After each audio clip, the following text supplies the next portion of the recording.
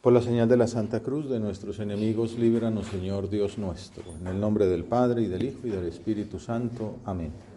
Señor mío y Dios mío, creo firmemente que estás aquí, que me ves, que me oyes. Te adoro con profunda reverencia.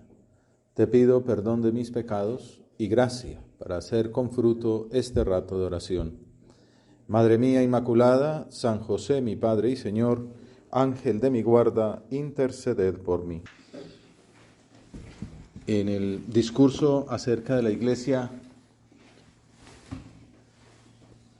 veíamos cómo Jesús hablaba ayer en el Evangelio de la Misa sobre el matrimonio, y es natural que después de hablar de ese designio natural de Dios sobre la unión del hombre y la mujer para siempre, continúe con el tema de los niños. Al contrario que para la sociedad entonces, para Jesús cuentan todas las personas, también las mujeres y los niños. Ustedes recuerdan que era una sociedad pues muy machista. Y entonces en el pasaje que consideramos hoy, Jesús reza por ellos, les impone la mano, los bendice. El niño es como un modelo del creyente, debe ser como ellos, es la invitación que nos hace. No en el sentido de ser aniñados o inmaduros, sino humildes, pobres, conscientes de que somos necesitados, necesitamos la ayuda del Señor. Los niños eran rechazados un poco, relegados, o al menos no acogidos del todo. Un poco pasa siempre pues en todas las sociedades, el niño recién nacido es muy bien acogido, pero cuando empiezan a crecer pues no son ni suficientemente maduros para entrar en la conversación de los adultos, y luego no son tan niños como para ser amados así como con esa ternura que se tiene con los que son todavía pues así como sin mucho uso de razón, y entonces serán débiles. Pero también la idea del niño nos sirve para ver que son como más receptivos. El niño representa el que tiene fe y se abandona en Dios, como el niño se abandona en los brazos de la madre, así nos debemos abandonar nosotros en los brazos de Dios. También en Mateo, el final de su vida de Jesucristo, vemos que son los que lo aclaman en el templo el Domingo de Ramos. Entonces es una enseñanza para los discípulos. Solo asumiendo la actitud de los niños se podrá gozar del reino. Entonces el Evangelio de la Misa de hoy dice: en aquel momento se acercaron los discípulos a Jesús y le preguntaron: ¿quién es el mayor en el reino de los cielos? La pregunta: ¿cómo es el cielo? ¿Quién manda allá? ¿Quiénes están en los primeros puestos? Nos acordamos que también Juan y su hermano Santiago estaban medrando ahí para ver si los ponían a la derecha y a la izquierda del Señor en ese reino, que ellos entendían como político, entonces eran como ministro 1 y 2. Eso siempre en esos, cuando empieza un nuevo gobierno están buscando quién es qué ministerio me tocará a mí, ¿no? Pues estos iban desde ya. Algún evangelista dice que ellos dos, otros que mandaron a la mamá a que intercediera por ellos, y eso generaba también disensiones entre ellos, ¿no? Peleas, porque pues, a estos pues Pedro también uno entiende que se pondría ahora, pues si dijeron que yo era la cabeza, ahora este cómo quiere ser el número 1, ¿no? Y Judas ahí con el tema de la economía y la plata. Entonces, ¿qué hace Jesús? Llamó a un niño, lo puso en medio y dijo: en verdad les digo que si no se convierten y se hacen como niños, no entrarán en el reino de los cielos. Por tanto, el que se haga pequeño como este niño, ese es el más grande en el reino de los cielos. Y el que acoge a un niño como este en mi nombre, me acoge a mí. Entonces, en lugar de estar peleando por ocupar el mejor puesto, por tener el mejor encargo, yo quiero ser el que despierta, porque es que el otro no despierta bien, yo quiero ser el que maneja la plata, yo quiero ser el que da las órdenes. No, este es el que más sirva. Aquí venimos todos a servir. Es como una bienaventuranza. Ya al comienzo veíamos el discurso de las bienaventuranzas, ¿se acuerdan? Proyecto social, estuvimos meditándolas una por una, y ya como al final viene una bienaventuranza más. El reino de los cielos es para aquellos que son como niños. En otro episodio, pues, o en otro evangelio, San Marcos lo pone después de la confesión de Pedro en Cesarea de Filipo, que es un punto muy importante, porque, bueno, como saben, Marcos es el discípulo de Pedro, y es aquella escena donde Jesús dice: ¿quién dice la gente que es el Hijo del Hombre? No, unos que Juan que resucitó, otros que un profeta, otros que tal. ¿Y ustedes quién dicen que soy yo? ¿Se acuerdan? Entonces Pedro sale y dice: tú eres el Hijo de Dios. Dice: bienaventurado eres Simón Bar-Jona, porque esto No te lo ha hecho la carne ni la sangre, sino mi Padre que está en los cielos, y tú eres la piedra sobre la que edificaré mi iglesia. Le anuncia que será el Papa. Ya después eso lo confirmará después de la resurrección. Y después de ese pasaje que es como tan significativo, en el que también poco después anunció que ese reino vendría a través de su muerte y de su pasión en la cruz, pues buscó sitios menos frecuentados para formar a los discípulos. En esos días de convivencia les iba revelando que su misión incluía la muerte en la cruz y también les enseñó la importancia de la oración. Les explicó el Padre Nuestro, por ejemplo, después de su experiencia gloriosa en la transfiguración del Monte Tabor. Además les instruyó sobre cómo debía ser la vida entre ellos, ya que serían el núcleo de la iglesia, que es la familia de Dios en el mundo. Y entonces estas enseñanzas vienen en ese contexto. Se enmarca un corto pasaje, que es que llegaron a Cafarnaún, que era como el sitio donde estaba la sede central del apostolado de ellos, probablemente la casa de Pedro, porque Jesús es de Nazaret. Entonces ya esto es Cafarnaún, a la orilla del lago. Todo esto en el norte, en Galilea, lejos de Jerusalén, que es en el sur. Y una vez en casa les preguntó de qué discutían por el camino, y ellos se quedaron callados porque habían estado discutiendo quién era el más importante. Entonces, pues yo no me imagino a Juan diciendo, soy yo que él me quiere a mí, sino pues alguien diría, no, pues yo creo que el más importante es Juan, que Jesús lo quiere mucho. Y entonces, pues nada raro que Andrés dijera, pero a mi hermano Pedro le dijo que iba a ser la cabeza, y Judas diría, pues yo sé que maneja la plata. Y bueno, entonces esos eran los temas. ¿Y de qué están hablando en el camino? Entonces, silencio incómodo, ¿no? Porque es esto que a todos nos pasa, pues les pasaba a los primeros discípulos, que también es bueno ver que así somos todos, que todos tenemos defectos, y este defecto en concreto pues es muy, muy humano, la soberbia, el orgullo, la autosuficiencia, que es el pecado quizá peor porque atenta contra la comunión con Dios, la comunión con nuestros hermanos. A veces lo que pasa es eso, que como que en última instancia consideramos que tampoco necesitamos mucho de Dios, ¿no? Y ni de los demás, o sea, que los demás nos agradezcan que los atendemos, ¿no? Uno se inclinaría a pensar cómo es posible preguntarse que acompañando al Señor, que ya les está hablando de su muerte en Jerusalén, que va a morir, a dar su vida para la salvación de los hombres, ellos estuvieran pensando en la jerarquía interna, ¿yo cómo voy ahí? Pero en realidad es lo más sencillo.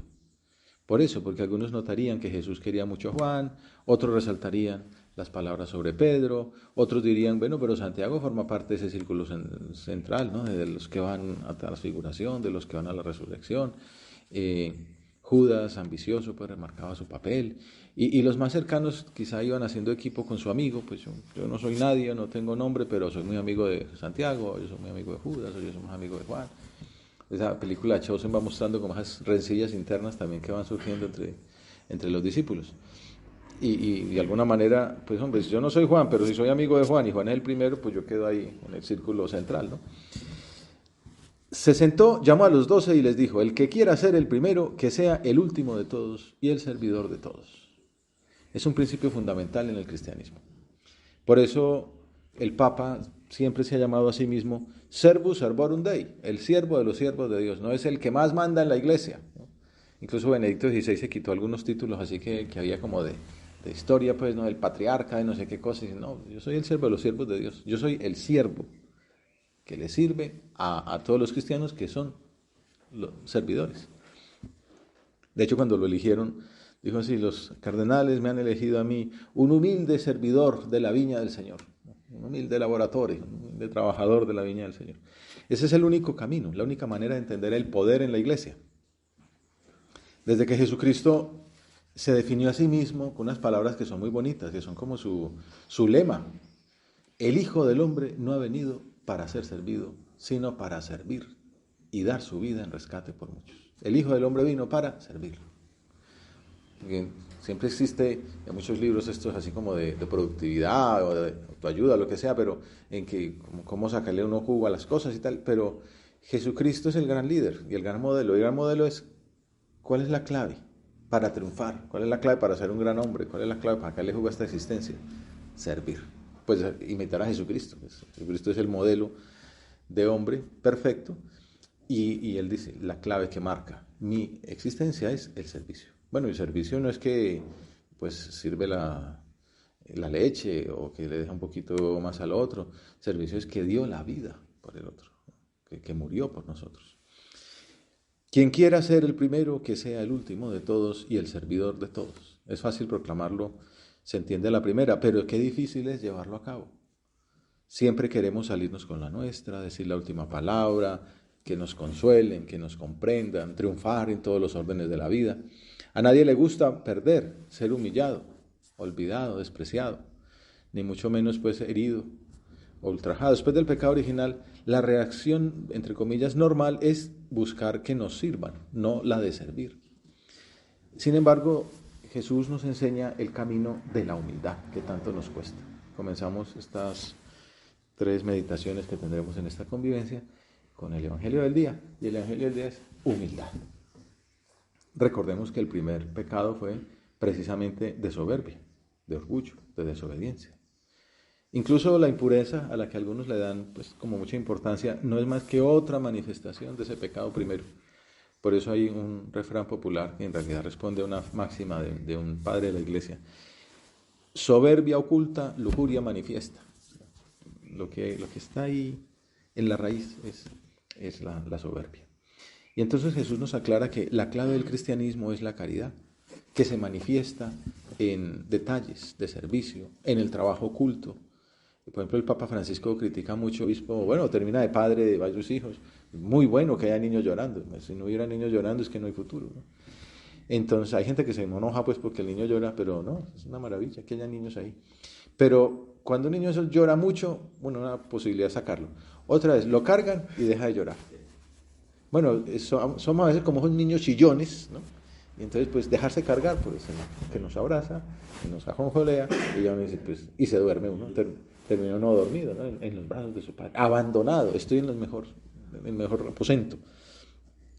Eso es la filiación divina. De hecho, la oración de esta semana de la misa es muy bonita.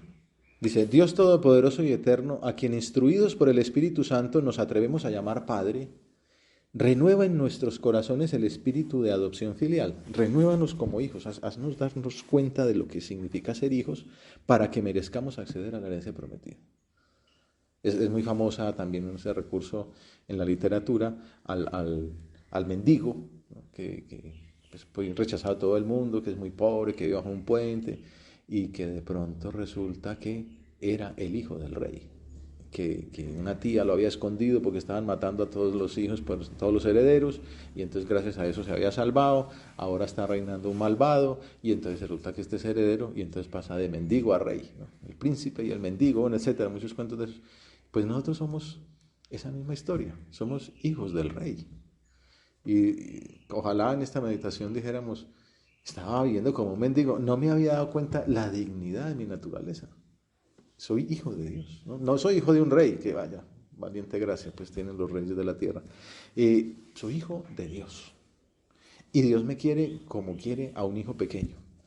Mostrarse como uno es, sin maquillajes ni subterfugios. Ser conscientes de la propia debilidad, de que la aparente fortaleza que tenemos es prestada, que todos los dones que nos has dado son regalados.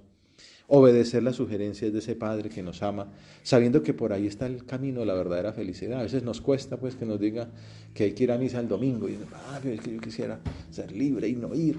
Y dice, pero es que no es para dañarte una hora de la semana o el día de descanso, es porque te quiero tanto que es que eso es lo más feliz que puedes tener. Después uno da cuenta, pues sí es verdad, ¿no? Comulgar, recibir a Dios. Cuando uno empieza a pensar, dice, uy, qué cosa tan grande. Pues se pide una vez a la semana, el domingo, tampoco es mucho. Pues no basta con una actitud espiritual pasiva. La vida de infancia exige lucha, cambio, esfuerzo. En Cristo que pasa, San José María manifiesta algunas muestras de esa infancia espiritual. Renunciar a la soberbia, a la autosuficiencia.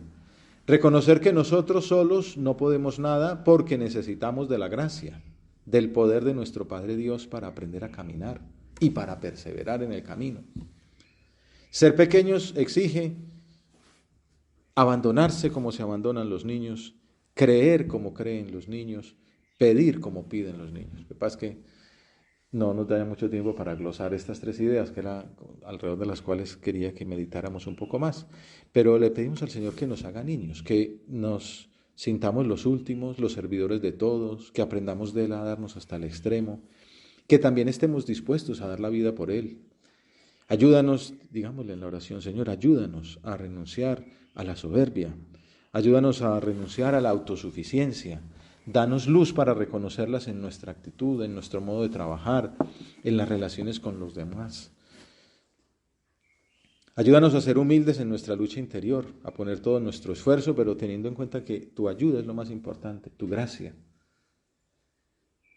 Que nos abandonemos como se abandonan los niños. Protégeme, Dios mío, que me refugio en ti. Una vez un periodista le preguntó precisamente a Ratzinger si dormía bien, en momentos así como de mucha protesta clerical, y él con sorpresa le respondió: yo hago el examen de conciencia, rezo mis oraciones, porque no voy a dormir tranquilo. Si me quedara intranquilo, no me tomaría en serio el Evangelio que nos recuerda que cada uno de nosotros es un siervo inútil. Abandonarse como se abandonan los niños, creer como creen los niños. Por eso, para un niño, la palabra de sus papás lo es todo. Y por eso les preguntan las ocurrencias más inéditas. En estos días me acordaba de una sobrina que le preguntaba a la mamá: mamá, ¿por qué tenemos uñas? Bueno, pues sí, uno a veces ni se lo pide, pero a un niño se le ocurre, y le pregunta a la mamá que va a tener respuesta de eso. Bueno, tener una respuesta evolutiva o lo que sea. Pero no, uno pregunta de todo, ¿no? Porque saben que los papás tienen la respuesta, confían, esperan, están seguros con sus papás. Creer como creen los niños, abandonarse como se abandonan los niños y pedir como piden los niños. Y perder la vergüenza en el trato filial con el Señor. Pidámosle lo que queramos, lo que nos cueste, lo que nos ambiciona más. Un ejemplo de esa oración de niños la tenía San José María. Un momentico, dice que qué cosas más pueriles le dije a mi Señor: que yo iba solo para tu obra le pedí, que yo iba solo para tu gloria, que yo iba solo para tu amor. Ayúdame, hazlo tú por mí y verás qué bien sale. Luego, audazmente, sin apartarme de la verdad, le dije: empápame, emborráchame de tu espíritu y haré así tu voluntad. Por último, amar como aman los niños, caridad fraterna, sin cálculos, con generosidad, confiando en la mano del Padre y de la Madre, ver a nuestros hermanos como otros hijos pequeños de Dios que también entonces necesitan de nuestra ayuda. Y por eso el pasaje que contemplamos en San Marcos termina con una afirmación de Jesús: el que acoge a un niño como este en mi nombre, me acoge a mí. Y el que me acoge a mí, no me acoge a mí, sino al que me envió. Terminemos acudiendo a la Virgen Santísima. Porque María es madre, su devoción nos enseña a ser hijos, a querer de verdad, sin medida, a ser sencillos, sin esas complicaciones que nacen del egoísmo de pensar solo en nosotros, a estar alegres, sabiendo que nada puede destruir nuestra esperanza. Madre nuestra, este sábado, Día de la Virgen, acudimos a ti para pedirte que nos alcances de tu Hijo la gracia para ser humildes y de ese modo no ambicionar más que ser el último de todos y el servidor de todos. Que aprendamos a abandonarnos como se abandonan los niños, a creer como creen los niños, a pedir como piden los niños y a amar como aman los niños. Te doy gracias, Dios mío, por los buenos propósitos, afectos e inspiraciones que me has comunicado en esta meditación. Te pido ayuda para ponerlos por obra. Madre mía Inmaculada, San José, mi Padre y Señor, Ángel de mi guarda, interceded por mí.